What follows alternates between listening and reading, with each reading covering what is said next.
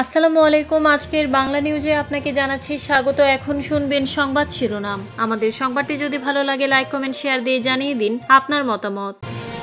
নির্বাচন বাধাগ্রস্ত হয় এমন উত্তেজনা থেকে বিরত থাকুন জানিয়েছেন ধর্ম উপদেষ্টা। মজলুম থেকে জালিম হইয়েন না জানিয়েছেন আসিফ মাহমুদ। জামায়াতকে ভোট দিলে আমার মৃতদেহ পাবেন জানিয়েছেন ফজলুর রহমান। খবর না দিলেও চলে আসে পুলিশ, স্যার বলে সেলুট দেয় জানিয়েছেন শাহজাহান চৌধুরী। গানের আর্তনাদ অনুষ্ঠানে জুলাই মঞ্চের হামলা। জামায়াতের সাবেক আমিরের কবর জিয়ারত করলেন বিএনপির প্রার্থী মিন্টু।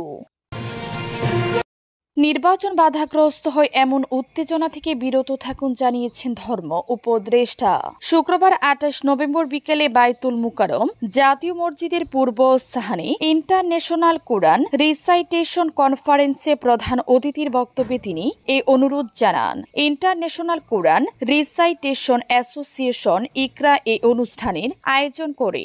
ধর্ম উপদেষ্টা বলেন, ধর্মের অপব্যাখ্যা করে বিশৃঙ্খলা তৈরির সুযোগ কাউকে দেয়া হবে না। ধর্মের বিষয়ে শুধু প্রকৃত আলিম ওলামদের ব্যাখ্যাই গ্রহণযোগ্য, কোনো অপব্যাখ্যাকে গ্রহণ করা হবে না। ধর্ম উপদেষ্টা বলেন, এমন কোনো কাজ করব না যাতে ক্ষমতা হস্তান্তর প্রক্রিয়া ব্যাহত হয়। আমরা দায়িত্বশীল ভূমিকা পালন করব, সচেতনভাবে পা ফেলব। ধর্ম উপদেষ্টা আরো বলেন, বাংলাদেশ কোরআনের উর্বর ভূমি। প্রতি বছরে বিভিন্ন দেশে অনুষ্ঠিত আন্তর্জাতিক হিফজুল কোরআন প্রতিযোগিতায় অংশগ্রহণ করে এদেশের হাফেজ ও কারিরা পুরস্কার নিয়ে আসছেন। এটি আমাদের জন্য গর্ব ও আনন্দের বিষয়। তিনি বলেন, ইসলামী ফাউন্ডেশনের অধীনে দ্রীনি দাওয়াত বিভাগ যে বাছাই প্রক্রিয়ার মাধ্যমে প্রতিযোগী নির্বাচন করে সেটা নিখুঁত হওয়ার কারণে আমরা আন্তর্জাতিক পুরস্কার পেয়ে আসছি।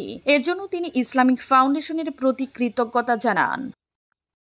মজলুম থেকে জালিম হইয়েন না জানিয়েছেন আসিফ মাহমুদ। ফেসিবাদ নিজের ঘরে চাপিয়ে না দেওয়ার অনুরোধ করেছেন অন্তর্বর্তী সরকারের যুব ও ক্রীড়া উপদেষ্টা আসিফ মাহমুদ। তিনি সবাইকে জালিম অত্যাচারী না হওয়ার আহ্বান জানিয়েছেন। আজ শুক্রবার নিজের ফেসবুক পেজে দিয়ে এক পোস্টে এমন আহ্বান জানান তিনি।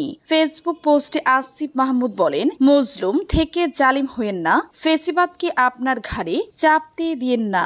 যদিও পোস্টে তিনি কোন প্রেক্ষিতে দিয়েছেন সে বিষয় স্পষ্ট করেননি, তবে নেটিজেনরা মনে করেছেন সম্প্রতি বাউলদের উপর এবং আজ রাজধানীতে গানের আর্তনাদ অনুষ্ঠানে হামলার ঘটনায় এমন স্ট্যাটাস দিয়েছেন উপদেষ্টা আসিফ মাহমুদ।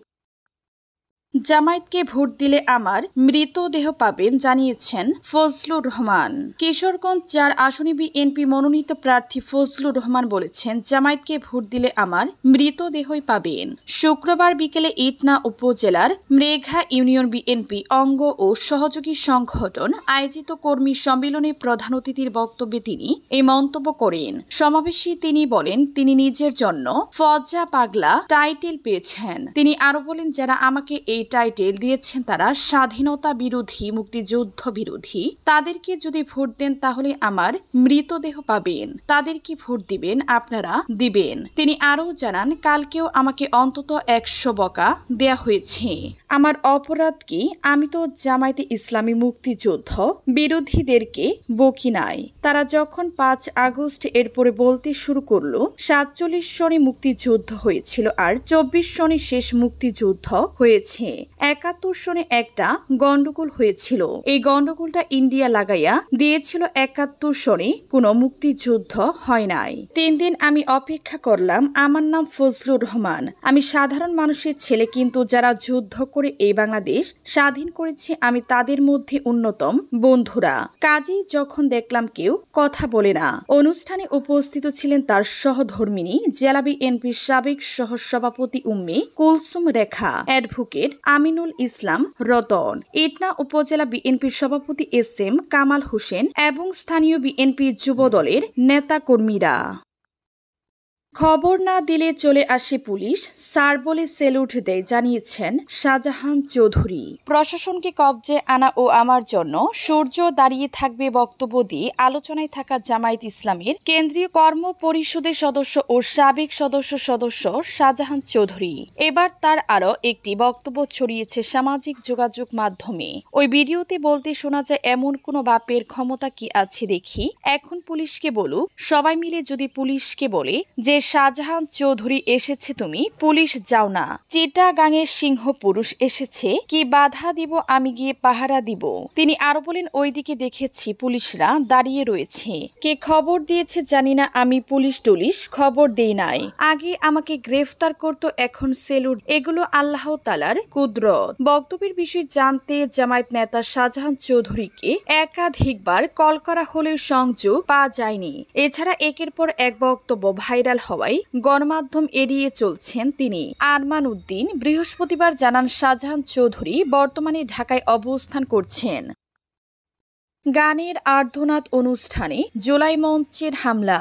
বাউলদের উপর হামলার ঘটনার প্রতিবাদ অনুষ্ঠান গানের আর্তনাদে হামলা করেছেন জুলাই মঞ্চের নেতা কর্মীরা। এ সময় দুই পক্ষের মধ্যে হাতাহাতির ঘটনা ঘটে, তবে বাধা উপেক্ষা করে সন্ধ্যায় গানের আর্তনাদ অনুষ্ঠান চালিয়ে যান বাউলরা। আজ শুক্রবার রাজধানীর শাহবাগ মোড়ে এই ঘটনা ঘটে। সম্প্রীতির যাত্রা আজকের গানের আর্তনাদ অনুষ্ঠানের আয়োজন করে এই অনুষ্ঠান থেকে গ্রেফতার বাউল আবুল সরকারি নিঃশর্ত মুক্তি দাবি করা হয়। এছাড়া সারা দেশে বাউলদের উপর হামলার প্রতিবাদ জানানো হয়। প্রত্যক্ষদর্শীরা জানান, শুক্রবার বিকেলে শাহবাগে গানের আর্তনাদ অনুষ্ঠান শুরু হয়। পরে জুলাই মঞ্চের কর্মীরা একটি মিছিল নিয়ে সেখানে আসেন। শুরুতে তারা এই অনুষ্ঠানে বাধা দেন, পরে তাদের মধ্যে কয়েকজন গানের আর্তনাদ অনুষ্ঠানের ব্যানারটি টেনে ছিঁড়ে ফেলার চেষ্টা করেন। এ সময় উপস্থিত বাউলরা এবং আয়োজকদের সঙ্গে জুলাই মঞ্চের কর্মীদের বাগবিতণ্ডা, এমনকি হাতাহাতি হয়। পরে জুলাই মঞ্চের বাধা উপেক্ষা করে সন্ধ্যা 5:30টার দিকে শুরু হয় বাউলদের গানের আর্তনাদ অনুষ্ঠান। জামায়াতের সাবেক আমির মকবুল আহমেদের কবর জিয়ারত করলেন বিএনপির প্রার্থী মিন্টু। নির্বাচনী প্রচারণায় এসে জামায়াতে ইসলামের সাবেক আমির মকবুল আহমেদের কবর জিয়ারত করলেন বিএনপির ভাইস চেয়ারম্যান ফেনী 3 আসনে এমপি প্রার্থী আব্দুল আওয়াল মিন্টু। শুক্রবার 28 নভেম্বর রাত 8টার দিকে ফেনীর দাগনভূঞা উপজেলার পূর্ব চন্দ্রপুর ইউনিয়নের উমরাবাদ গ্রামে আমির বাড়ির পারিবারিক কবরস্থানে মকবুল আহমেদের কবর জিয়ারত করেন তিনি। এ সময় উপজেলা বিএনপি আহ্বায়ক আকবর হোসেন, সদস্য সচিব কামরুল উদ্দিন, উপজেলা যুবদলের সদস্য সচিব মনসুর আহমেদ, যোগ্য আহ্বায়ক নিজামুদ্দিন ভূষণা হুদন, যুবদল নেতা একরামুল হক মানিক উপস্থিত ছিলেন।